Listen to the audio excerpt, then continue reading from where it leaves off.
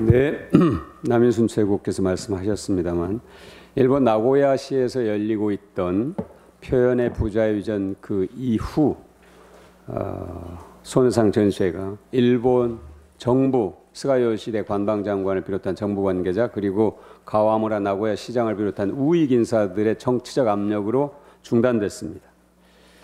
나고야 시장은 일본 국민의 마음을 짓밟는 것이라고 전시회의 성격을 규정했습니다. 참으로 특이합니다. 일본은 가해 사실을 지적하는 행위를 마치 자기들이 피해를 당하는 것처럼 둔갑시키는 절묘한 재주를 갖고 있습니다.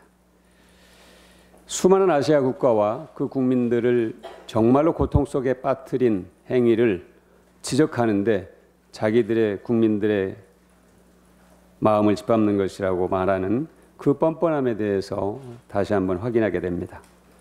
일본이 가서는 안 되는 길로 가고 있음을, 폭주하고 있음을 다시 한번 보여준 매우 심각한 사태입니다. 주최 측은 역사적 폭거라고 비난했습니다. 맞습니다. 반문명적, 반역사적, 반문화적 폭거임에 틀림없습니다. 일본은 과연 문화국가인지, 일본은 과연 문명국가인지, 과연 일본의 표현의 자유가 있는지, 과연 일본은 민주국가인지 통제국가인지 뼈아픈 국제사회의 질문에 답해야 할 것입니다. 우리 국민은 제2의 독립운동을 하는 각오로 경제주권, 사법주권, 정치주권 모든 국권을 수호하겠다는 자세로 나서고 있습니다. 경제를 망가뜨리겠다고 나선 것, 반드시 부품 소재 산업을 육성해서 일본의 그 음모를 이겨내겠다는 것이 경제주권을 지키겠다는 다짐입니다. 그리고 대법원의 강제징용 판결을 무력화하려는 시도가 박근혜 정권 때부터 있어 왔는데 완전히 한국의 사법주권을 무너뜨리겠다는 그들의 야욕을 지켜내겠다는 것입니다. 그리고 이 땅에 친일 정권을 세우겠다는 그들의 정치적 야욕, 정치주권을 반드시 지키겠다는 것이 우리 국민들의 각오입니다. 국권을 수호해야 된다는 것이 우리 국민의 뜻입니다. 반드시 승리하겠다는 의지가 확고합니다. 일본이 경제 침략을 단행하면서 잃어버린 것, 제대로 깨닫지 못한 것, 제대로 알지 못한 것이 있습니다. 한국 국민의 지치지 않는 힘입니다.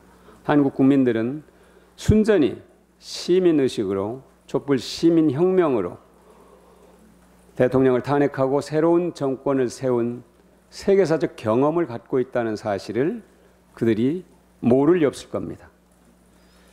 일본이 일부 산업과 체육, 문화 여러 분야에서 한국에 역전당하자 동요하고 초조한 마음을 감추지 못하고 있는 것은 이해하겠습니다. 그러나 언제까지나 일본이 한국을 힘으로 지배해야 된다는 그 오만하고 당돌한 생각은 이제 버려야 합니다. 한국과 상생할 수 있어야 합니다. 일본이 결코 넘을 수 없는 대한민국의 벽이 있습니다. 결코 따라올 수 없는 것. 국민 한 사람 한 사람의 정치적, 민주적 역량입니다. 그리고 단결력과 공감 능력, 연대의식입니다. 일본은 죽었다 깨어나도 이것을 넘을 수 없습니다. 결코 이번 한국 국민들의 일본에 대한 보이콧, 이것을 만만하게 보지 말기 바랍니다. 한국 국민들은 반드시 해낼 겁니다. 일본이 이 부분을 인정하고 싶지 않더라도 인정할 수밖에 없는 날이 반드시 올 것입니다. 이상입니다.